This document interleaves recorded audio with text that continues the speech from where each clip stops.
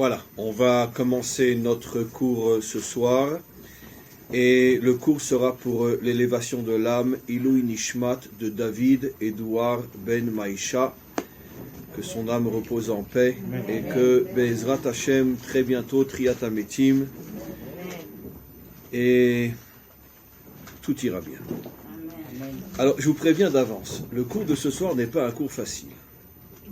Dans le sens que, bon, généralement, on va à un cours de Torah, on ressort, on dit « Ah, c'était super, c'était bien, c'était extraordinaire, comment qu'il a bien parlé le Rav ». Mais après le cours d'aujourd'hui, vous allez tous ressortir, mais vraiment... oui, pas content. Pas content d'être venu. Ouais, tête à l'envers, exactement. Voilà. Bon, c'est vrai qu'on est dans une période un petit peu spéciale, vous êtes tous avec des masques, là on dirait les Dalton. Et... on ne voit pas les humeurs. Et comment ? On ne voit pas nos humeurs. Voilà, c'est vrai que... Comme... Bon, moi j'ai le droit de pas avoir un masque puisque je parle. Mais... Bon, tout au début, quand il fallait porter le masque, bon, moi, si c'est pas dans un cours, bien sûr que je le porte aussi dehors, puisque c'est d'après la loi. Mais au tout début, je le portais pas, alors quelqu'un m'arrête, il me dit, mais Rav, vous n'avez pas le masque ? Alors, je lui ai dit, écoute, moi, je suis déguisé toute l'année, alors de toute façon. Et c'est vrai, on porte des masques toute l'année, toute notre vie.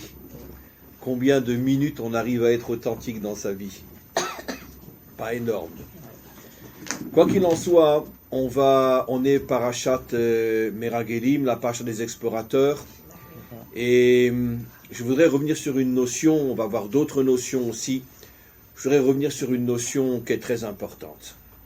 Comme on le sait, la faute des explorateurs est considérée comme la plus grave de toutes les fautes commises par Israël dans cette période du désert, mais aussi une faute dont les conséquences, dans les répercussions sont terribles. Puisque Rashi nous dit que cette faute-là a causé 2 destructions de temples et 4 exils. Alors évidemment, quand on lit Rashi, alors bon, 2 destructions de temples, 4 exils, très bien. On lit Rashi, mais quand on essaye de vivre ce que nous enseignent nos maîtres, ce qui veut dire que, entre autres, à cause des explorateurs, ont été brûlés 6 millions de Juifs. Puisque... Auschwitz et Treblinka, ça fait partie du 4e exil. Les pogroms, l'Inquisition, la destruction du 2e temple, du 1er temple, tout ça, la faute des explorateurs. Donc, nos maîtres vont quand même très très très très loin. Et si on se met à réfléchir un petit peu, d'abord, première question, en quoi cette faute est plus grave que la faute du veau d'or ? Mince, la faute du veau d'or, c'est quand même une sacrée faute. Ils viennent de recevoir la Torah, ils se mettent à danser autour d'un veau. Et la faute des explorateurs, comme je vais vous le montrer, apparemment, elle n'est pas grave du tout. On va le voir ensemble. D'accord. Il y a eu d'autres fautes. La semaine prochaine, on rentre dans la paracha de Korach. Korach qui arrive à se révolter avec toute une partie d'Israël contre Moshe. Et l'accuser d'être un bandit, accuser Moshe d'être un bandit, d'inventer des lois... complètement fausse, comme on le sait, ça aussi c'est quelque chose de très très grave. Mais les explorateurs, je vous pose une question, qu'est-ce qu'ils ont fait de grave ? Qu'est-ce qu'ils ont fait de grave ? C'était des chefs de tribus. Ils ont vu et ils ont rapporté l'interprétation selon ce qu'ils ont vu. Ils ont vu des géants. Chaque officier dans l'armée cananéenne, c'était des géants, comme on le sait. Et pas tous les Cananéens étaient des géants, mais il y avait des géants là-bas. C'est marqué clairement dans la Torah. Ils ont vu des villes fortifiées jusqu'au ciel. C'est une métaphore, bien sûr, pour nous faire comprendre qu'ils étaient préparés à nous recevoir depuis 400 ans, comme on va le voir, Rashi le dit. Ils ont vu, effectivement, comme je le dis maintenant, comme Rashi l'explique, il y avait une tradition chez les Cananéens, que les Cananéens, comme ils nous avaient volé cette terre, parce que cette terre appartenait à Shem au départ, et les Cananéens sont venus d'Afrique, ils ont massacré des millions d'hommes, de femmes et d'enfants, ils se sont installés sur cette terre. Alors, c'est l'histoire du monde dans tous les pays et dans toute l'histoire. Quel est le plus grand génocide de ces 300 dernières années ? Je le dis tout le temps, c'est le test, si vous suivez mes cours. Quel est le plus grand génocide au niveau quantitatif dans ces 300 dernières années ? La Shoah, c'est un enfant de cœur à côté. le massacre des Indiens en Amérique par les Américains, enfin par les Blancs. C'est pas 6 millions qu'ils ont massacrés, c'est 20 ou 30 millions. Mais ça, bien sûr, c'est censuré, on l'enseigne dans aucun livre d'histoire, certainement pas en Amérique, mais l'un des plus grands massacres jamais commis ces derniers siècles, ça a été le massacre des Européens qui sont arrivés là-bas. Ils ont massacré les Incas, ils ont massacré les Indiens, ils ont massacré tout le monde. Il y avait plusieurs dizaines de millions d'Indiens en Amérique. Ils ont tous été massacrés. Mais ça, c'est censuré, personne n'en parle.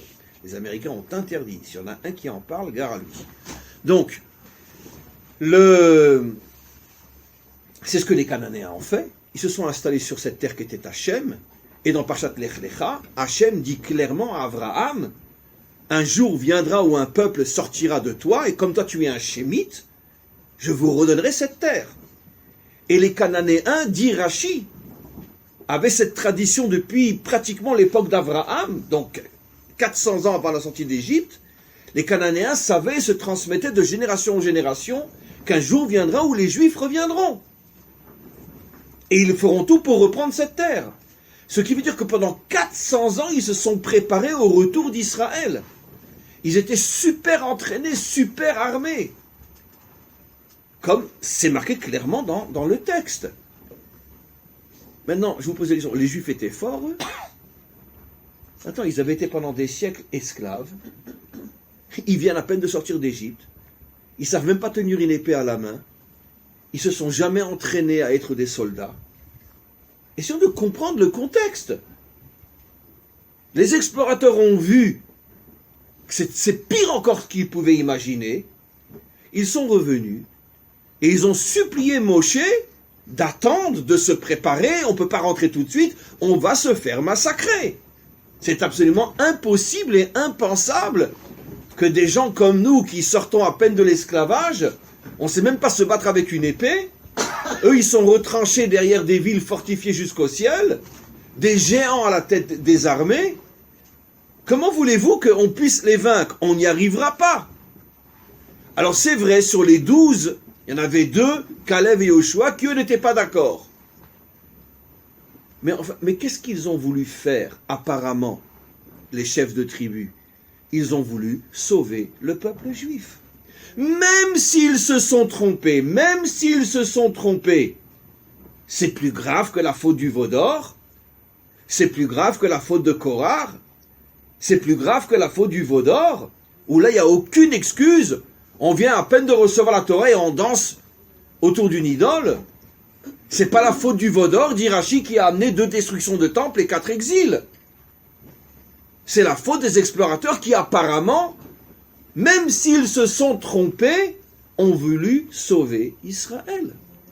Donnons un exemple dans notre génération. Bien qu'il faudrait malheureusement beaucoup nuancer ce que je vais dire. On va dire une partie des politiciens qui ont voulu signer les accords d'Oslo. D'accord? Bon, même s'ils ne pouvaient pas imaginer que ça allait entraîner une vague de terrorisme inimaginable. Mais c'est sûr qu'une partie d'entre eux avait de bonnes intentions. Ils se sont dit, si on a un accord avec les Palestiniens, peut-être qu'on va pouvoir enfin être 2 États, avoir la paix, travailler ensemble, prospérer, etc. Et on va sauver des milliers d'hommes, de femmes et d'enfants. Alors ils ont fait une erreur terrible, parce que le jour où les accords ont été signés, le premier bus a sauté. D'accord. Bon, mais ça c'est sûr qu'ils ne pouvaient pas le savoir. Donc ils ont fait une grave erreur, d'accord. Mais d'un autre côté, leur intention était bonne. Voilà, absolument, les chemins de l'enfer sont pavés de bonnes intentions. Mais je vous pose une autre question, d'accord? Et Rabbi Akiva qui a soutenu la révolte de Bar Korba, qui a amené une hécatombe sur le peuple juif, la chute de Beth Arilit, où nos maîtres nous disent, même si c'est une métaphore, que pendant 1 an, il y avait des fleuves de sang qui coulaient, de Bétar, qui est donc dans les montagnes, jusqu'à la Méditerranée. Des centaines de milliers d'hommes, de femmes et d'enfants égorgés, massacrés, assassinés. Le Ravad, un commentaire très connu, va jusqu'à dire que c'est la raison pour laquelle Rabbi Akiva est mort de cette manière-là, pour payer en partie sa faute d'avoir soutenu la révolte de Bar Korba, qui était, s'il avait réfléchi, il aurait dû comprendre que c'était impossible. Mais d'un autre côté, ça enlève la grandeur de Rabbi Akiva. Il est moins Rabbi Akiva pour autant. Il a fait une erreur. Azma, qui ne fait pas d'erreur? Et David n'a pas fait une erreur avec Bathsheba. Et Moshe n'a pas fait une erreur en frappant le rocher au lieu de lui parler. Alors une erreur, Azma, une erreur. Pour ça, 2 destructions de temples et 4 exils, dont Auschwitz et Treblinka. Mais quel est le kesher, quel est le rapport? Alors sachez, messieurs, dames, que tous les commentaires se cassent les dents depuis des siècles pour essayer de comprendre, mais qu'est-ce qu'il y a? Alors d'accord, ils ont manqué des mounas, ils n'ont pas eu confiance, mais ça ne justifie pas toute l'histoire qu'on a vécue. Et on a eu le mérite, il y a un maître qui a osé dire la vérité. Il est le seul qui a dit la vérité vraie. Vous savez qui c'est? Il a tout expliqué. Le grand Rabbi Shimon Bar Yochai, dans notre paracha, dans le Zohar. Il donne une explication qui après sera reprise par tous les autres maîtres. Une explication folle. Il dit en vérité, les explorateurs ont donné l'impression qu'ils voulaient sauver le peuple juif. Ils ont tenu un discours, on vous aime, on est vos chefs, on a pitié de vous, de vos femmes, de vos enfants, tout ce qu'on fait c'est pour vous. N'écoutez pas Yehoshua et Caleb qui vont vous amener à un massacre, écoutez-nous. Et finalement Israël les a écoutés. Et Rabbi Shimon Bar Yochai révèle quelque chose de tuant. Il dit en vérité, c'était de grosses crapules. Vous savez pourquoi? Parce que eux savaient qu'ils ne pouvaient, ils savaient qu'ils ne pourraient être chefs d'Israël que dans le désert. Mais une fois rentrés en Israël, la mentalité du peuple allait changer, la structure du peuple allait changer, on ne serait plus un peuple en exil, on serait un peuple qui s'installe et on aurait besoin de nouveaux chefs avec une nouvelle mentalité, etc. Puisque dans le désert, on vivait, mesdames, je sais que c'est très dur pour une dame de ne pas parler, mais si vous y arrivez, le Mashiach viendra. Parce que si vous faites cet effort-là, c'est sûr qu'il viendra. Et donc, dans le désert, toute la vie était spirituelle. Il y avait une prise en charge matérielle totale. La manne, l'eau qui sort du rocher, les ananim. Donc le type de dirigeants, c'était aussi des dirigeants très spirituels. Donc on pourrait dire déconnectés d'une action concrète dans le monde matériel. Mais une fois qu'on va rentrer en Eretz Israël, la manne va continuer à tomber, jamais de la vie. L'eau va sortir du rocher, non. On va devoir construire des kibbutzim, des coopératives, on va devoir travailler, nos enfants vont aller à l'armée, il va y avoir... Et c'est sûr, d'ailleurs c'est marqué clairement dans la Torah, du jour où Yehoshua est rentré en Israël, la manne a cessé de tomber. Pourquoi?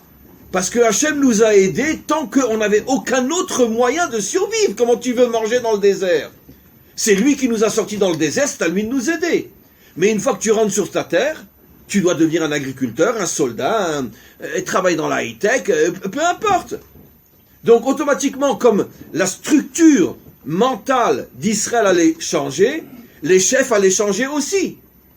Et le Rabbi Shimon Bar Yochai dit, eux en vérité, ils voulaient rester accrochés à leur pouvoir, à leur privilège, à leur pouvoir. Et ils ont compris qu'à partir du moment où Israël rentrera en Israël, à ce moment-là, ils allaient perdre leur poste de dirigeant. Ils se sont dit, on va inventer une histoire et on va tout faire pour faire croire au peuple que nous, on parle pour l'aider, pour l'aimer et le protéger.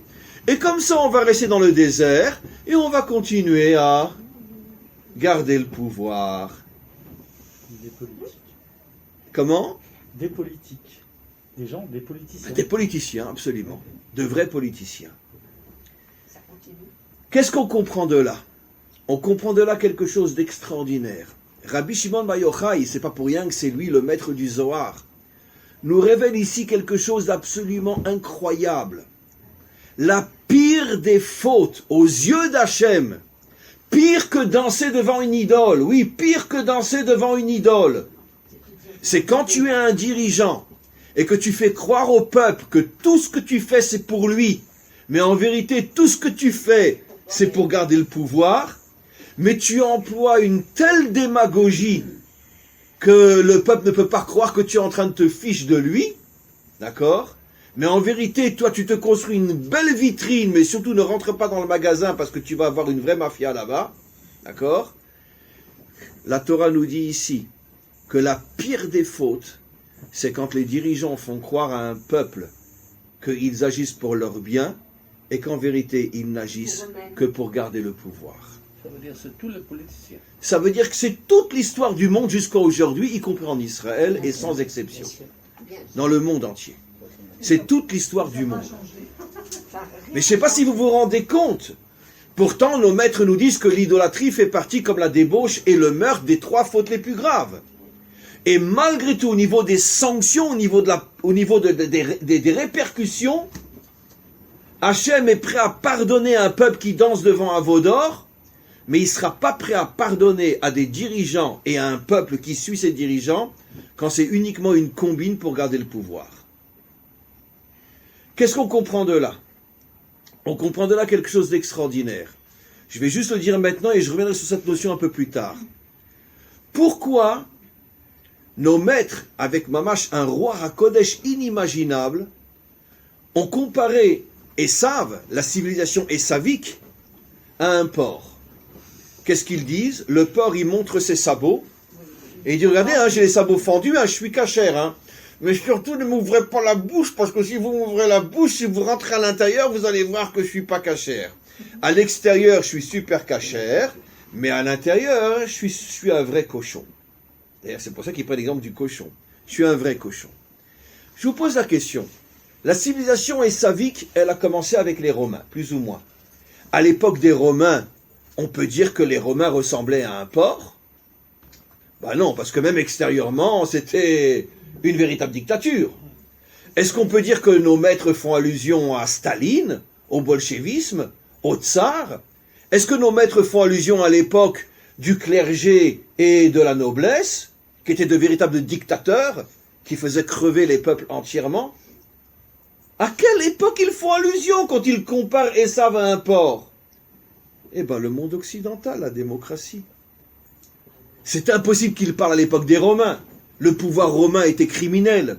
Ils ne peuvent pas parler à l'époque des rois et du clergé. C'était des vrais mafionnaires qui massacraient le peuple. Ils n'ont pas parlé à l'époque de l'Inquisition, ils n'ont pas parlé à l'époque des tsars en Russie, ou à l'époque du bolchevisme, ou à l'époque de Hitler. À quelle époque ils ont parlé?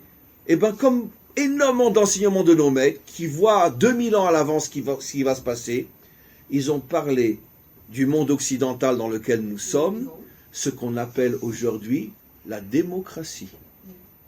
La démocratie, c'est le porc qui a les sabots fendus, mais surtout ne rentre pas à l'intérieur parce que tu vas vraiment t'étouffer. Pourquoi? C'est quoi la démocratie? Pendant des millénaires, tous les systèmes politiques étaient fondés sur la dictature. À l'époque ancienne, grecque, romaine, etc., et les Babyloniens, les Perses, les Égyptiens, c'était un dictateur qui tuait tout celui qui osait lever le nez. Le problème c'est qu'avec les siècles, les dictateurs se sont rendus compte que quand tu oppresses un peuple et qu'il sent qu'il souffre, il finira toujours par se révolter. C'est ce qui s'est passé la révolution bolchevique contre le tsar, la révolution française. Commençons par la première de toutes les révolutions qui a amené finalement la naissance du monde occidental, la révolution française. Les Français n'en pouvaient plus. Et cette révolution s'est propagée dans toute l'Europe. Ça veut dire qu'un dictateur sait très bien que tôt ou tard, ceux qu'il fait souffrir finiront par se révolter. Alors sont venus un groupe de politiciens et ont pensé à un nouveau système. Et ce système, c'est exactement ce qu'ont fait les explorateurs. On va faire croire au peuple qu'on lui donne la liberté, la fraternité, l'égalité. On va s'arranger pour que le frigidaire soit toujours bien rempli, il y ait des vacances, que les gens soient bien, ils peuvent s'exprimer. On va leur donner l'impression que finalement ils vivent dans un certain confort physique, moral, intellectuel.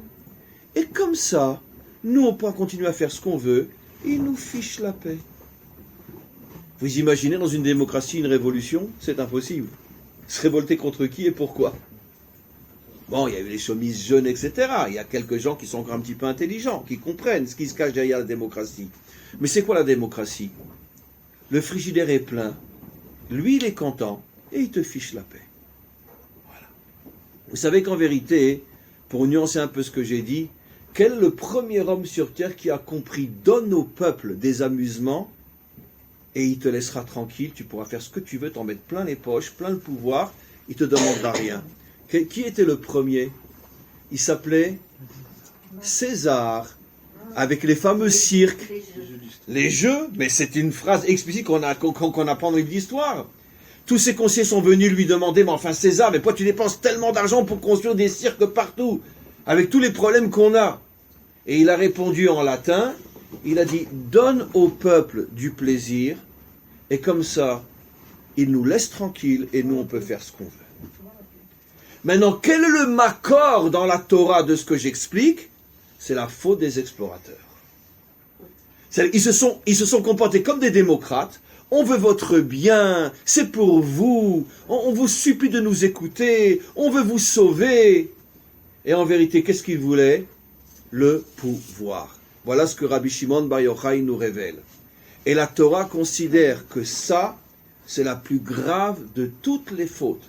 Ce qui veut dire que la plus sale de toutes les dictatures depuis que le monde existe, c'est la démocratie. Parce qu'elle fait croire au peuple que les dirigeants se soucient d'eux, et en vérité c'est uniquement pour que les peuples soient contents de ce qu'ils ont et laissent les dirigeants faire ce qu'ils veulent. Voilà. Maintenant, bien avant les explorateurs, vous savez que nos maîtres nous disent « Istakel be'oraita ubara alma ». Toute l'histoire de la Torah est une préfiguration, comme dit le Zohar, c'est une phrase dans le Zohar, « Istakel be'oraita ». Essaye de comprendre la Torah, ou bara alma, et tu comprendras toute l'histoire. Tout ce qui va se passer dans l'histoire est écrit dans la Torah, généralement sous une forme bien sûr allusive, il faut avoir la capacité de décrypter. Mais quoi qu'il en soit, toute l'histoire humaine est dans la Torah. Quel est le premier qui a compris que pour pouvoir régner tranquillement, je vais expliquer dans quelques instants que ce n'était pas si tranquille que ça, il faut donner le sentiment au peuple qu'on veut son bien. Comment il s'appelait? Quel est le premier dans l'histoire biblique, bien avant les explorateurs? Comment? Ah non, Pharaon c'était un suprême dictateur. Alors lui, si tu bouges le nez, il te coupe en morceaux. Non, je parle de quelqu'un dont le style est démocrate. C'est-à-dire, mais moi je veux votre bien, je veux la paix, je veux l'unité, je veux votre bonheur. Comment il s'appelait? Non, bien avant. C'est dans le Sefer Bereshit. Allez, je vous aide, dans le Sefer Bereshit. Comment? Pardon? Encore avant la vanne. Le serpent. Non. Nimrod. Regardez ce que dit Rashi. Nimrod. Il est marqué sur Nimrod. Nimrod, il chassait les gens devant Hachem. Ça veut dire il les éloignait d'Hachem. Rashi explique mot à mot. C'est incroyable. Il utilise des mots pratiquement ultra modernes. Regardez ce que dit Rashi sur Nimrod. Il dit la force de Nimrod, c'est qu'il faisait croire au peuple qu'il voulait leur bien. Qu'est-ce qui vient? Il est venu avec une idéologie qui s'appelle la tour de Babel. C'est quoi la tour de Babel? Il est parti chez chaque peuple et il leur a dit, écoutez, ça suffit, toutes les guerres entre nous, toutes les disputes entre nous, tout ce sang qui coule. Faisons la paix, unissons-nous, devenons une humanité unie dans laquelle il y aura la paix, il y aura le shalom. Et on va tous se réunir autour d'une grande tour qui sera le symbole de notre unité. Tout ça c'est dans Rashi, je ne dis pas un mot qui est de moi. Regardez ce que dit Rashi sur la tour de Babel. Et il est parti chercher les Égyptiens, et les Phéniciens, et les Babyloniens, il les a tous amenés. Il a dit, faisons la paix, unissons-nous, soyons une nation unie. Unis. Quand les peuples ils ont entendu ce discours, ils ont dit waouh, ah celui-là, et dis-moi, tu voudrais être notre dirigeant? Parce que c'est ce que lui voulait. Tu voudrais être notre dirigeant? Parce que vraiment, tu parles d'unité, tu parles de paix, tu parles... Tout ce dont on a envie d'entendre. Voilà. Ce qu'on a envie d'entendre. Et c'est ce que les gens ont envie. Et les gens n'ont pas envie d'envoyer leurs enfants se faire tuer sur un champ de bataille. Évidemment que tout le monde était content. Et puis on va tous se mélanger, on va tous être les uns avec les autres. Qu'est-ce que dit Rachi? Il a commencé à mélanger les Égyptiens avec les Phéniciens avec les Babyloniens. Allez, arrêtez d'être séparés, chacun son peuple, chacun sa langue. On va avoir qu'une seule langue. Regardez ce que dit Rachi. On va avoir qu'une seule langue, ça sera l'anglais. Non, c'était pas l'anglais, c'était l'hébreu. Rachi dit l'hébreu. Enfin, l'hébreu, pas le nôtre. Hein. C'était l'hébreu de cette époque-là, qu'on appelle l'ivrite. C'est encore autre chose. Mais Rachi dit, on va parler une seule langue. Comme ça, il n'y aura plus de différence. Moi, je suis allemand, toi, t'es belge, moi, je suis espagnol. Non, on va parler une seule langue. Et on va tous travailler autour d'un même projet. Quand les peuples ont entendu ça, ils ont dit, ouais, mais ça, c'est un vrai dirigeant, ça. Mais en vérité, quelle était l'intention de Nimrod? Qu'est-ce que veut dire le mot Nimrod en hébreu? L'Imrod. La révolte contre qui? Contre Hachem. Pour devenir lui le maître dans le monde. Et c'est ce qui s'est passé. Regardez ceux qui veulent prendre le temps de regarder le Midrash. Quand ils ont commencé à construire la tour, alors, bon, d'accord, tout le monde travaillait dur, ils portaient des grosses pierres sur eux. S'il y en avait un qui faisait tomber une pierre de ses épaules, tout de suite arrivaient des soldats et ils le prenaient. Loin des yeux de tous, ils le coupaient en morceaux. Et ils envoyaient les morceaux du corps à la famille comme pour dire, hein, attention, hein. Ça veut dire qu'en vérité, derrière toutes ces belles paroles, qu'est-ce que la Torah veut nous faire comprendre? C'était un véritable Hitler. Un type, le pauvre, il travaille pendant 8 heures. Il fait tomber une pierre de ses épaules, il était coupé en morceaux. Voilà. Donc, de belles paroles, mais attention, si tu ne te comportes pas exactement comme on veut, on te descend. Bah, c'est comme ça partout, hein, je veux dire, dans tous les pays, c'est comme ça. Maintenant, mes amis, à l'époque de Nimrod, où tous les peuples sont tombés dans le piège. Après, on va parler de ce qu'il y avait avant Nimrod. Tous les peuples sont tombés dans le piège. Tout le monde en gobé et n'ont pas compris que lui, il se sert de belles paroles pour arriver au pouvoir et pour, en vérité, chasser Hachem de ce monde. Pour devenir un véritable dictateur. Très bien. Qui c'est qui vivait à cette époque-là? À l'époque de Nimrod? Comment? Bravo. Et qui est le seul qui s'est battu contre Nimrod? Avraham. Il y a un verset qui dit Echad aya Avraham. Avraham était seul. Nos maîtres disent, il est le seul qui a eu le courage d'aller d'homme en homme, de femme en femme, de peuple en peuple, et leur dire ne l'écoutez pas. Il est en train de vous endormir pour vous écraser après. Il vous endort. Mais quand il aura le pouvoir et qu'il aura une armée, qu'il aura la police, il va vous écraser. On en parlera dans quelques instants. Les gens lui disaient, mais t'es malade, Avraham, mais t'es un fou furieux, mais va te faire soigner dans un asile psychiatrique. Cet homme-là, il veut la paix, il veut l'unité, il veut le bien entre les peuples. On va tous parler la même langue, il n'y aura plus de différence entre nous, on va se marier entre nous, on sera une humanité unie. Tout le monde lui jetait des pierres. Tout le monde disait, mais il est fou ce Avraham. Qu'est-ce qu'il a fait Avraham? Son père était le plus grand fabricateur d'idoles de l'époque. Et son frère était le bras droit, l'un des conseillers les plus importants de Nimrod. Qu'est-ce qu'il a fait? Pourquoi il a cassé les idoles? Il a voulu commencer la révolution. Ah, vous ne voulez pas m'écouter? Eh bien, il a pris un bâton, il a cassé toute l'usine de son père. Qui c'est qui l'a amené à Nimrod pour le jeter dans le feu? Son père. Son père l'a pris, son père était le conseiller de Nimrod. Parce que même son père voyait Nimrod comme un bon Dieu sur terre. Et il l'a amené, et on connaît la suite, ils l'ont jeté dans la fournaise. Il a été sauvé. Qu'est-ce qu'on voit de là? Maintenant, vous allez comprendre quelque chose de fou. Comment Avraham a commencé sa vie?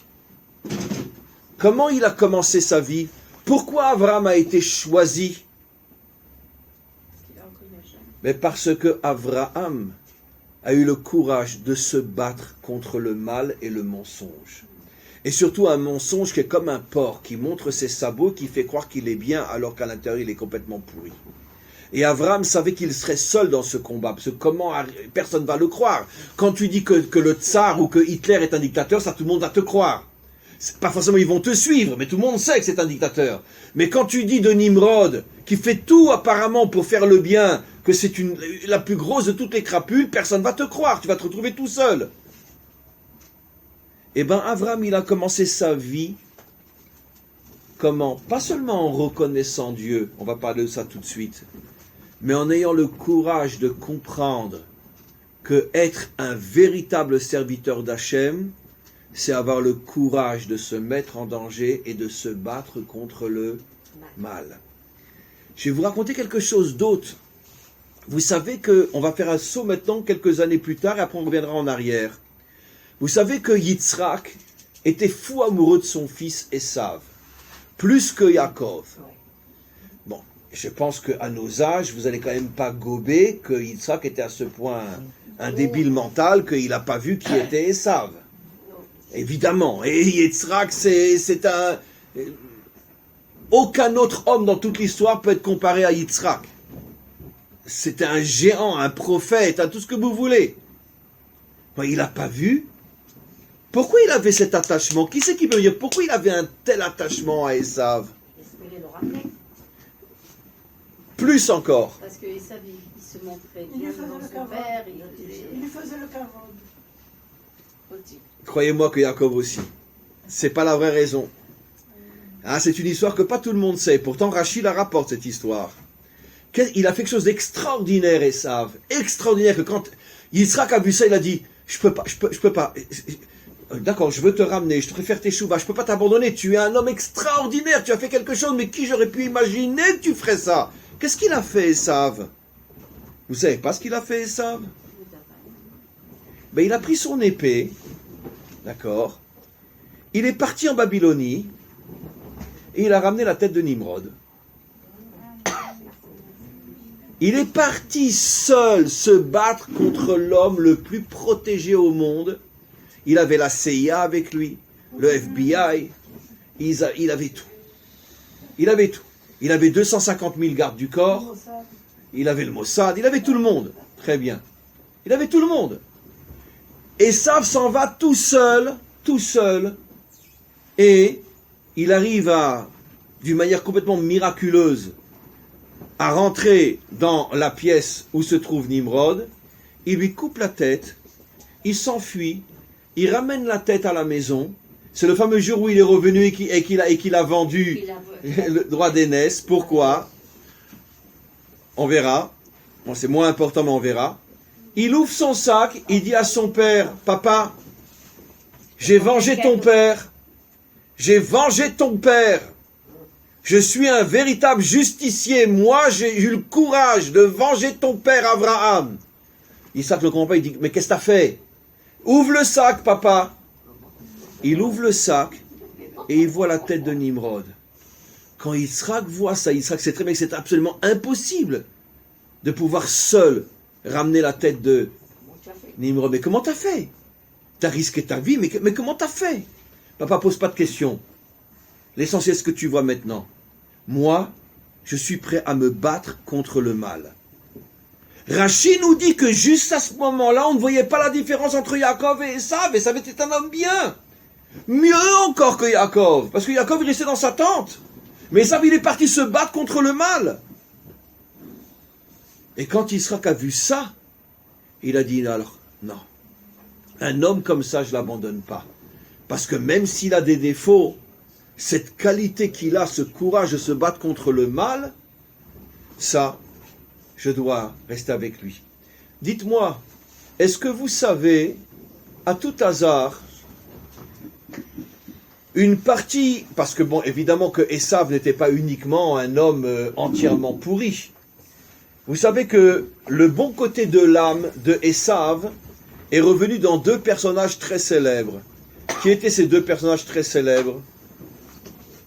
tel que nous l'explique le Hari Akadosh, au niveau des Gilgulim, eh bien, sachez que le côté positif de l'âme de Esav, et c'est un midrash explicite qui le dit, est revenu dans un des rois les plus extraordinaires que nous n'ayons jamais eu dans notre histoire. Il s'appelait comment, le roi? Ah bah oui, quand même, le roi David. Le roi David, dit le Hari Akadosh, était le Gilgul de Esav. Il était rouquin. Quand Shmuel est parti le couronner, Shmuel voit arriver David et il dit à Hachem, c'est un midrash, il dit à Hachem, quoi? Esav, tu veux nommer sur ton peuple? Il avait tout le caractère, tout le style, tout le physique de Esav. Hachem lui a répondu, oui, c'est vrai, c'est Esav, mais le bon côté d'Esav. C'est la raison pour laquelle Yitzhak avait vu aussi ce bon côté, ce côté courageux, ce côté extraordinaire de partir en guerre contre Nimrod. Quel est l'autre très très très grand maître, cette fois-ci, un grand maître de la Mishnah, qui était le Gilgul de Esav? Celui qu'on appelle le maître de la lumière, Rabbi Meir. Rabbi Meir, qui était un Romain au départ, c'était le neveu de César, qui s'est converti. Et bien c'était lui aussi le Gilgul de Esav. Comment de Esav ont pu sortir deux géants, Rabbi Meir et David? Parce que Esav avait une qualité, comme je l'ai expliqué, c'est qu'il avait le courage de se battre contre le mal. Après, malheureusement, sa force, il s'en est servi pour lui-même. Mais au départ, voilà. Maintenant, vous savez pourquoi il a chuté? Et parce que le jour où il revient avec la tête de Esav, ce jour-là... Mais d'où vous savez tout ça? Mais c'est extraordinaire. Mais regardez les femmes aujourd'hui, mais c'est pas possible. C'est vraiment incroyable. Et donc, lui, bon, d'abord, par respect, il va d'abord voir son père. Mais son but, c'était d'amener le sac à qui? À Abraham. Et son père lui dit... Alors après, il prend son sac et il s'en va. Son père lui dit, mais où tu vas, Esav? Ben, je vais chez papy. Je vais lui montrer que j'ai vengé tout le mal que Nimrod a fait à mon papy. Quel âge il avait? Et il avait 15 ans. Bon, c'est 15 ans de l'époque, c'est pas 15 ans d'aujourd'hui, attention. Hein. Il avait 15 ans. Et son père lui dit, mais papy est décédé aujourd'hui. Quand Esav a entendu ça, ça lui a fait un tel choc qu'il a tout envoyé balader. Parce qu'il avait un tel amour pour son grand-père, il avait un tel attachement pour son grand-père, que quand il a entendu que son grand-père était mort et qu'il avait finalement qu'il voulait lui montrer ce qu'il avait fait, qu'il ramenait la tête de Esav, ça lui a donné un tel choc que ce jour-là il a dit, je veux plus la Bechora, je veux plus rien. Le jour même où il s'est comporté comme un héros, ce jour même, il a tout rejeté. Voilà. Bon, on peut comprendre ce qui s'est passé. Mais quoi qu'il en soit, maintenant, je vais revenir à Abraham. Mes amis, pourquoi Abraham a été choisi? Abraham n'a pas été choisi uniquement, je vais vous le prouver, parce que c'était un vrai croyant, un vrai Mahamin, un vrai serviteur d'Hachem. Mais parce qu'il a compris que ce que Hachem attend de nous, c'est de nous battre contre le mal, contre le mensonge, contre le porc qui montre ses sabots, qui dit je suis cachère et en vérité rentre pas dans le magasin parce que tu verras qu'il n'y a plus rien à voir avec la vitrine. Voilà. Mais des hommes comme ça, on les compte sur les deux doigts de la main. Maintenant, dites-moi, sur le plan spirituel, dans sa génération, Abraham était le plus grand. Sur le plan spirituel, c'était le plus grand Abraham, le plus grand croyant, le plus grand connaisseur, le plus grand serviteur de Dieu. Mais pas du tout. C'était lui-même l'élève de qui? Shem et Ever. Lui-même avait 2 maîtres qui étaient 100 fois plus grands que lui. D'où je sais qu'ils étaient plus grands que lui? Puisque même Abraham, il a envoyé Yitzhak apprendre chez Shem. Et même Yitzhak, il a appris à Yaakov. Je comprends pas. Mais attends, maintenant il y a Abraham, il y a Yitzhak. Pourquoi Yaakov doit apprendre chez Shem et Ever? Parce que Shem et Ever étaient des géants de spiritualité, des géants de spiritualité. Au point que Abraham a dit à ses enfants, je suis désolé, moi je suis grand aussi, mais j'arrive pas à l'ombre de la chaussure de Shem. Sur le plan spirituel, Shem, c'était le fils de Noach, c'était un géant sur le plan spirituel. Un homme qui avait une connexion avec Dieu qu'on ne peut même pas imaginer. Alors je vous pose la question, pourquoi Hachem il a choisi Abraham et il n'a pas choisi Shem? Pourquoi Shem on n'en parle pratiquement pas dans la Torah? À part ici et là, et encore dans la Torah orale, dans la Torah écrite, il est mentionné une fois. La Torah vraiment n'en fait même pas cas. Alors que Abraham, 3 générations, Abraham, Yitzhak, Yaakov ont été apprendre chez Shem, qui était le maître d'Abraham. Même Yitzhak a dit à son fils Yaakov, je préfère que tu ailles apprendre chez Shem plutôt que d'apprendre chez moi. Donc imaginez-vous la grandeur de Shem, la Torah n'en parle même pas. Et quelques allusions dans la Torah orale. Pourquoi? Mais parce que Shem et Ever, qu'est-ce qu'ils symbolisaient? Ils symbolisaient la spiritualité qui est déconnectée de l'action, qui est déconnectée du combat dans ce monde. Et cette spiritualité, Hachem n'en veut pas. Ça veut dire, oui, tu peux aller apprendre chez Shem, mais Shem ne peut pas devenir le modèle à partir duquel je vais construire un peuple. Parce que ce que Hachem veut, c'est des croyants qui se battent contre le mal. Et malheureusement, comme on va le montrer et le démontrer, il était une fois nos ancêtres qui n'ont pratiquement pas longtemps existé. Abraham, Yitzhak, Yaakov. Maintenant, on va revenir maintenant sur l'histoire de Nimrod. Dites-moi, l'histoire de Nimrod, c'est dans quelle parasha? Parshat? C'est la fin de la Parshat? Allez, mesdames, c'est vous les plus fortes? Non. La tour de Babel, c'est dans quelle histoire? Parshat Noach. C'est une dame qui a dit? Très bien. C'est toujours la même, il se rapproche. Voilà. Écoutez, nos maîtres ne se trompent pas quand ils disent Besrout Nashim Tzadkaniot. C'est pas par le mérite des hommes qu'il y aura le Mashiach qui va venir. Ça, on en est tous persuadés aujourd'hui. Eh ben, Excusez-moi, donc, vous pouvez un tout petit peu avancer parce que chaque fois que vous bougez, j'ai peur pour votre. voilà. Donc, maintenant, regardez. C'est fin de Parshat Noach. Maintenant, toute la Parsha de Noach, jusqu'à la tour de Babel, elle parle de quoi? Du déluge. Pourquoi il y a eu le déluge? Pourquoi il y a eu le déluge? Parce que l'idéologie ambiante était, il est interdit d'interdire. Il est interdit d'interdire. Tout le monde allait avec tout le monde, on pouvait se marier avec des animaux, on se mariait entre hommes, on se mariait entre femmes, il y avait des défilés 2 ou 3 fois par an près de Jérusalem pour montrer que maintenant, etc., etc. Bon, comme je dis toujours, aujourd'hui, on s'étonne encore des défilés qui sont pas gays, mais notre génération verra encore, d'accord, des défilés à Jérusalem où chaque homme défilera avec sa chienne et chaque femme avec son chien. Nous le verrons encore. Et ne me prenez pas pour un fou, nous allons le voir. Et bien c'est ça la génération du déluge. Il y avait des défilés d'hommes avec des hommes, des défilés de femmes avec des chiens, des hommes avec des chiennes. Il y avait des chevaux avec des moutons. C'était quoi? C'était une génération, mais c'est ce que dit Rachi, où on avait annulé tous les interdits. Les femmes mariées allaient avec 10 hommes, et le mari le savait, mais lui aussi il allait avec 10 femmes. Rachi, c'est pas de moi, tout ce que je dis c'est Rachi. Ça veut dire que l'adultère était devenu une norme, les relations entre hommes et animaux, c'est Rachi, c'est pas de moi, était devenu une norme, donc tu avais le droit de te marier avec ta chienne, il n'y avait aucun problème. Et donc, une génération quoi? Ben, celle dans laquelle on vit. C'est-à-dire quoi? Quel est le message incroyable que la Torah nous révèle? Quoi? Et tout de suite après, on tombe sur la tour de Babel, qui est la dictature de Nimrod.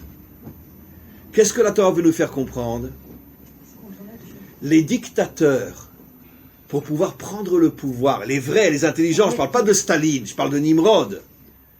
D'accord, parce que Staline n'a pas tenu longtemps, parce qu'il était trop cruel. Les dictateurs qui veulent durer longtemps, qu'est-ce qu'ils font? D'abord, ils détruisent moralement l'homme. Parce que quand tu détruis l'homme moralement, tu l'affaiblis. Comment tu vas détruire l'homme moralement? Eh bien, en lui ouvrant toutes les portes de la débauche, de la corruption. De la corruption aussi, qu'est-ce que dit Rachi? Que le Xardin du déluge a été signé pas seulement à cause de la débauche, mais à cause de la corruption, du vol. C'est-à-dire du vol, il ne faut pas comprendre dans le sens qu'il piquait dans la poche. Ça veut dire toutes les grosses industries, etc. Ouais, c'est très bien, la bourse, Wall Street, etc. Bon, très bien. Donc, il y avait la débauche et il y avait Wall Street. Très bien. Qu'est-ce que ça amène comme effet sur les peuples, finalement? Il n'y a plus de règles, on fait ce qu'on veut, on peut coucher avec sa chienne, on peut tromper son mari, on peut tromper sa femme, et tout le monde s'en fout de tout. Qu'est-ce que ça va amener? Quelle est l'idée qui se cache derrière ça? C'est que l'homme, finalement, devient un animal. Il perd sa force, il perd sa conscience, il perd sa volonté, il perd tout ce qui fait de lui un homme. C'est ça. Un homme, c'est quoi? C'est un homme qui a des valeurs, qui sait pourquoi il existe, qui sait pourquoi il est prêt à se battre. Mais un homme qui n'a plus de famille, qui n'a plus d'épouse, qui n'a plus rien, il n'a plus aucun respect de lui-même, automatiquement, qu'est-ce qu'il perd? Il perd sa dimension d'homme. Et tout de suite après vient Nimrod et la tour de Babel. La Torah ici nous enseigne quelque chose d'extraordinaire. Avant que ne se dévoile une dictature qui est à l'échelle de l'humanité tout entière, se prépare afin d'affaiblir les hommes, se prépare toute une idéologie de faites ce que vous voulez, il est interdit d'interdire. Tout est permis. Et comme ça, les peuples s'affaiblissent. D'accord? Regardez ce qui se passe dans le monde occidental aujourd'hui. Regardez ce qui se passe en Europe. Regardez, il n'y a plus de notion de patrie, notion de peuple, de notion de plus rien. C'est et moi, et moi, et moi. Mais en vérité, tout le monde est devenu rien. Et comme ça, une fois que le monde s'est affaibli, se lève un Nimrod et il écrase tout le monde. Voilà. Celui qui a compris ça, c'était bien sûr, mais c'est là où je veux en venir. Celui qui a compris ça, c'était Abraham. Et de là, vous comprenez quelque chose d'absolument incroyable que je ne cesse d'enseigner depuis je ne sais combien de temps. La Torah n'est pas une spiritualité de fuite. La Torah est une spiritualité de combat, d'engagement, de risque, de danger. Et c'est pour ça que Hachem ne parle pas de Shem, même s'il était plus grand qu'Abraham, ne parle pas de Ever, même s'il était plus grand qu'Abraham, il parle d'Abraham, le seul qui a compris que tout ce qui se passait depuis le déluge et jusqu'à la tour de Babel, c'est uniquement un grand complot pour affaiblir la conscience humaine, afin après de les transformer en esclaves et en moutons. Parce que quand l'homme a perdu sa raison de vivre, ce pourquoi il existe, il n'a plus envie de se battre pour rien, et il gobe n'importe quel mensonge. Et quand vient un Nimrod qui lui dit « On va maintenant unir l'humanité, il y aura la paix, on va tous parler la même langue et le même langage », tout le monde dit « Bravo, bravo, bravo !» Et après il les écrase. Maintenant, on peut dire « Il était une fois » Abraham. Parce que ça fait des millénaires. Il y a eu quelques exceptions. Il y a eu Moshe, quel guerrier. Il y a eu le roi David, quel guerrier. Mais globalement, depuis des millénaires, c'est quoi un juif croyant? Gentil mignon. Gentil mignon. Gentil mignon. Trop occupé par des notions spirituelles pour avoir envie et la force de se battre contre toute la corruption, la débauche et la mafia qu'il y a dans le monde. Et surtout sur le plan politique. Mais non, mais moi j'étudie, moi je prie, moi je sers Dieu, Non, moi je suis avec Dieu. Mais ça fait des millénaires que c'est le modèle de la religion que l'on a. Des hommes qui servent Dieu. Mais le monde, ils s'en foutent. Ils font rien. Et c'est pour ça que finalement, d'une certaine manière, comme je dis toujours, ne m'en voulez pas, mais pour moi, l'une des phrases les plus extraordinaires qui n'a jamais été dite par un homme, auquel je n'adhère absolument pas, sauf pour cette phrase-là, comment qu'il s'appelait? Celui qui a dit la religion, c'est l'opium des peuples. Karl Marx. Marx, mais bien sûr. Les juifs. Hein. Et- enfin, c'était un juif converti au catholicisme. Son père s'est converti. Vous savez pourquoi son père s'est converti? Son père était avocat. Et à l'époque, tu pouvais pas être avocat si tu étais juif. Alors il s'est converti au catholicisme. Sa mère s'est convertie quelques années plus tard. Et en se convertissant, elle a amené Marx aussi. Et il y avait encore un frère et une sœur. Mais c'était au départ des juifs. Mais finalement, Marx, depuis l'âge de, je crois, 4-5 ans, il a grandi comme catholique. Ça, peu de gens le savent aussi, mais c'est une histoire, vous pouvez regarder dans Google, vous verrez, je ne me trompe pas. Mais quoi qu'il en soit, bon, c'est vrai que pour nous, c'était un juif. Mais qu'est-ce qu'il a voulu dire quand il a voulu dire que la religion, c'est l'opium des peuples? Ça veut dire qu'en vérité, quand tu veux que quelqu'un te fiche la paix, d'accord, donne-lui de la drogue, et comme ça, il te laisse tranquille. C'est bon. Voilà. Là, c'est la religion.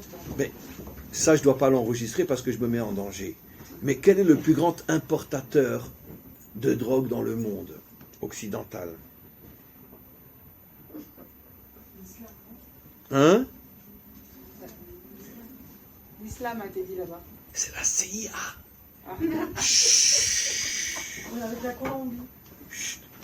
Non, surtout avec tout l'opium qu'il y a en Afghanistan. Ah bah oui. Pourquoi vous croyez qu'ils sont là-bas? Pourquoi? Parce qu'ils ont besoin d'argent noir, parce que le Congrès leur donne pas suffisamment. Comprenez? Non, mais ça, il ne faut pas le dire, parce que c'est très dangereux. Bon, heureusement, je ne pense pas qu'ils comprennent le français. Puis ils ne me connaissent pas assez. Mais bien sûr, un des plus grands commerçants de drogue dans le monde, c'est la CIA. Il n'y a pas que. Mais les services secrets sont tous impliqués dans le trafic de drogue. Mais maintenant, ça veut dire quoi? Pourquoi? Parce que quand les gens se droguent, d'accord, comme ça, le pouvoir peut faire ce qu'il veut et on lui fiche la paix. Voilà. Quand Marx a dit la religion c'est l'opium du peuple, pourquoi vous croyez, c'était quoi le lien entre le clergé et la noblesse? C'est quoi? Pourquoi chaque famille noble, l'aîné devenait prêtre et le cadet devenait militaire? Pourquoi? Qu'est-ce que le père disait à ses enfants? D'accord? Toi, au clergé, t'endors tout le monde, d'accord? Tu leur fais croire que le Messie va venir. Et toi, le guerrier, tu t'en mets plein les poches. Et après, tu le donnes bien sûr à ton frère. Moitié-moitié. Voilà. Bon, globalement, c'est comme ça que ça fonctionne. Ça veut dire que les religieux, ils nous endorment. Et les mafionnaires, ils font ce qu'ils veulent. D'accord? Mais si on avait en face de nous des gens qui nous tiennent un langage, qu'il faut s'engager, qu'il faut se battre, qu'il faut se mettre en danger, il faut partir en guerre contre toute la mafia du monde. Si on avait des rabbinim qui nous parlent comme ça, mais ça fait longtemps que le Mashiach serait venu. Mais il serait avec nous depuis longtemps. Mais comme le Mashiach voit que pour l'instant on est tous des moutons, ben, faut être gentil, faut être mignon, faut pas dire du lachonara, Alors, il dit, je vais pas m'associer à des gens pareils. Moi, je veux une armée avec moi, je veux pas des moutons. C'est pour ça, encore une fois, que Hachem a choisi Abraham. Maintenant, il y a un remèze extraordinaire au début de Parshat Lech Lecha. Un remèze incroyable. Où vous verrez dans Rashi, regardez-le en français, en hébreu, où Rashi fait allusion au fait que Hachem apprend à Moshe, à Abraham, qu'il y aura 3 grands fondateurs d'Israël qui seront Abraham, Yitzhak et Yaakov. Et c'est les premiers Rashi de Parshat Lech Lecha.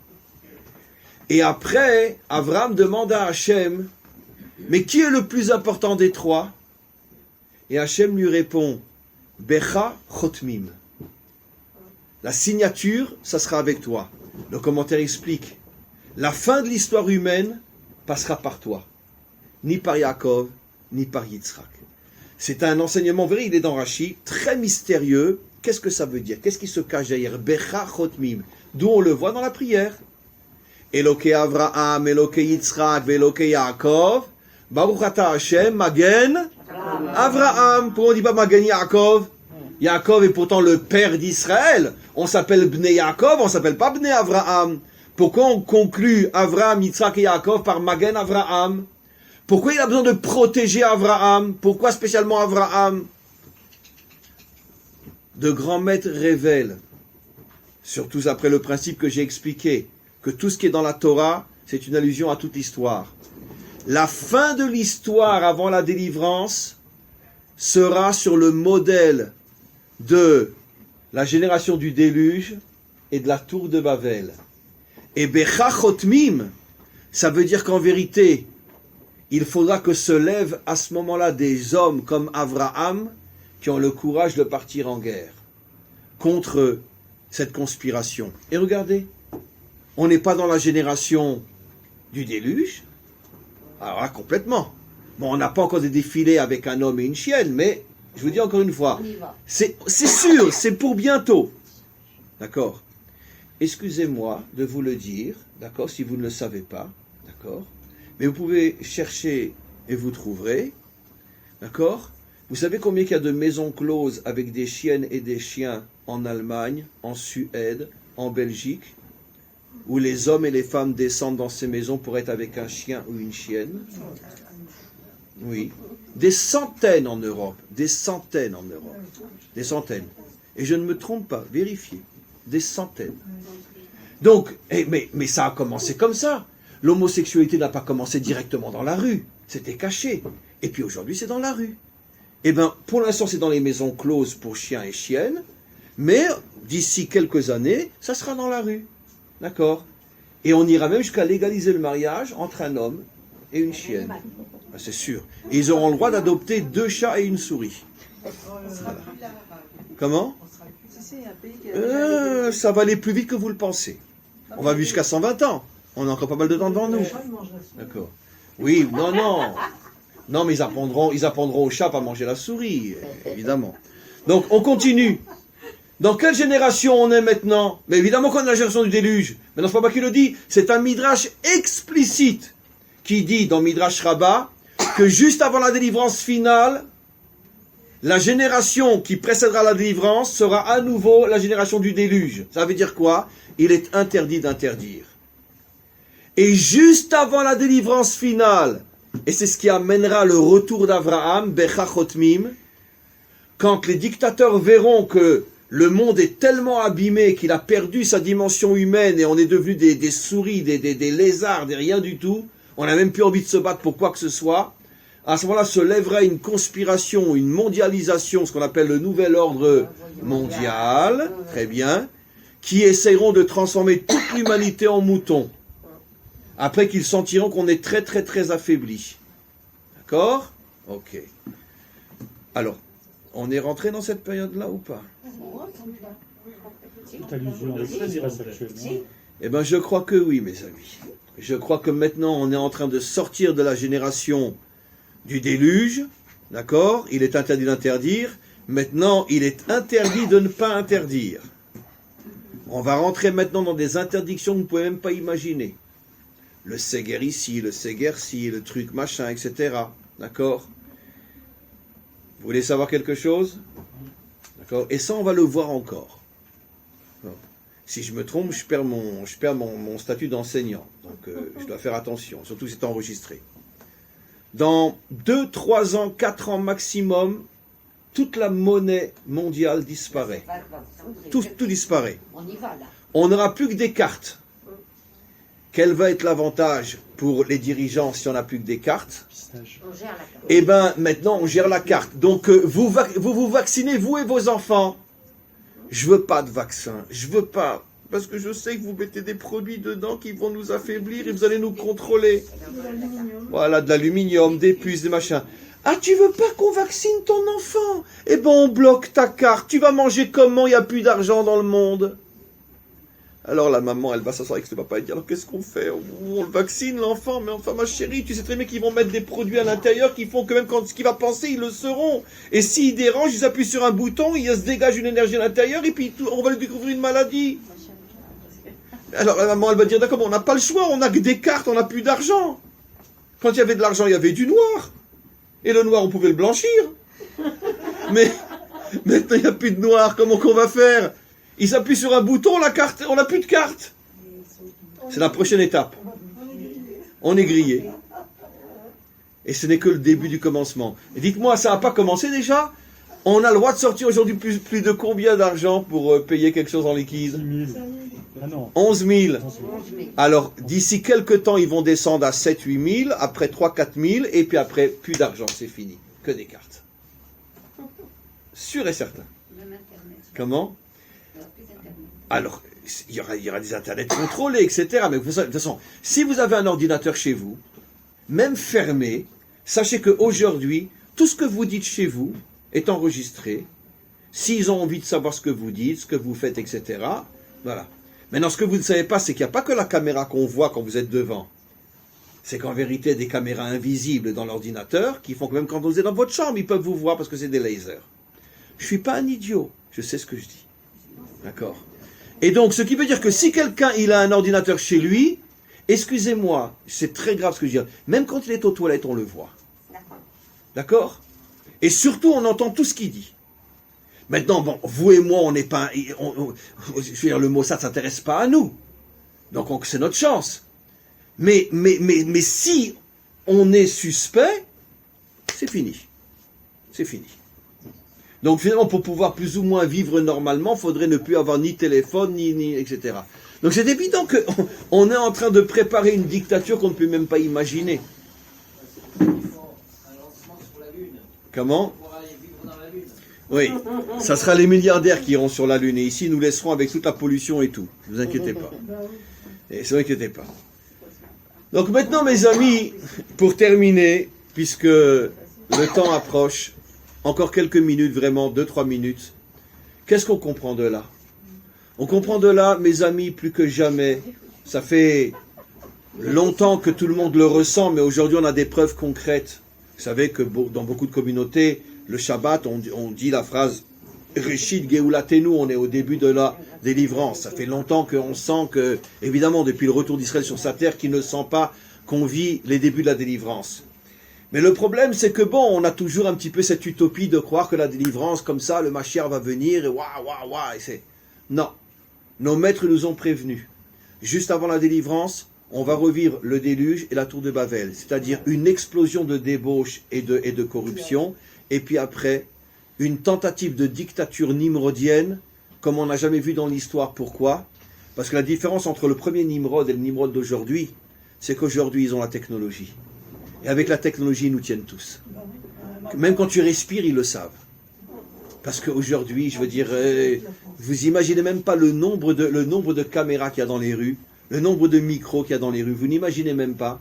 Vous ne pouvez même pas imaginer, tout est caché. Dès qu'ils mettent une lampe, il y en a 150 caméras dedans. Mais c'est petit une caméra aujourd'hui. Une caméra, c'est grand comme la pointe d'une aiguille aujourd'hui. D'accord? Vous savez tous aujourd'hui que tous les services secrets aujourd'hui, ils ont une caméra dans l'œil. Ils mettent une couche sur l'œil qui filme tout, qui enregistre tout, etc. Et personne ne le voit. Ça, c'est connu. Moi, je le sais de quelqu'un, un ami, enfin un élève à moi qui était au Shabbat et qui me l'a dit. Qu'aujourd'hui, ils mettent sur l'œil. Aujourd'hui, mais bon, je peux le dire parce que c'est pas un secret, tout le monde le sait, tous les Israéliens savent. Ils ont une technologie qu'on ne peut même pas imaginer. Même pas imaginer. Alors, imaginez-vous ce qu'il y a dans les lampes, dans les lampadaires, partout dehors, etc. On ne peut même pas imaginer. Même dans notre voiture. On n'imagine pas. Donc, alors, ça c'était pour vous faire peur. Très bien. Maintenant, concrètement, terminons sur le bon côté. Tout ça, en vérité, c'est pour nous amener à réveiller en nous Becha Chotmim, le Avraham qui est en nous. Parce que nous sommes les enfants d'Avraham. Avraham a commencé notre histoire et c'est lui qui la terminera. Ça veut dire que tout ce que nous allons vivre et que nous commençons à vivre va en vérité c'est un cadeau d'Hachem pour permettre à l'Avraham qui est en nous de se réveiller. Le Ham Israël va se réveiller, va réveiller l'Avraham qui est en lui, et nous partirons en guerre contre Nimrod, et nous allons gagner. Et cette guerre contre Nimrod, elle s'appelle comment, dans le langage des prophètes? La guerre de Gog et Magog, tout simplement. C'est ça la fameuse guerre de Gog et Magog, où tous les dictateurs du monde entier s'unissent pour s'attaquer à qui? À Israël. Et pourquoi à Israël? Parce que tous les dictateurs savent que le seul peuple qui pourra vraiment se réveiller et mettre en danger le nouvel ordre mondial, c'est le peuple juif qui porte en lui Avraham. Et donc on va gagner, on va réussir, mais chacun d'entre nous doit commencer en prenant conscience qu'être un homme de Torah, un serviteur réel d'Hachem, c'est pas seulement vivre en haut, c'est surtout et essentiellement vivre en bas. Être engagé dans ce monde, ne pas avoir peur de voir le monde tel qu'il est, de dénoncer les mensonges de ce monde, de se mettre en danger s'il le faut, comme Abraham, qu'on a jeté dans le feu, mais il a eu un miracle et il s'en est sorti. Et c'est pour ça qu'il est devenu notre premier père, et c'est lui qui sera l'âme du Mashiach. Nos maîtres nous disent, quand on dit Bechachotmim, qu'on termine par Abraham, ça veut dire qu'en vérité, Abraham, c'est la force essentielle qui va se dévoiler dans le Mashiach, et le Mashiach partira en guerre contre tout le mal qu'il y a dans le monde, et c'est écrit explicitement dans le Rambam, et c'est la fin. Le Rambam dit le Mashiach, Yilachem Milchamot Hashem. Il se battra, il fera la guerre contre tous les méchants de ce monde au service d'Hachem. C'est comme ça que le Mashiach va sauver le monde, et il aura avec lui bien sûr une grande partie du Ham Israël, et Bezrat Hashem, renforçons-nous, car on n'est qu'au début, et Bezrat Hashem, très bientôt, on aura la délivrance. Amen.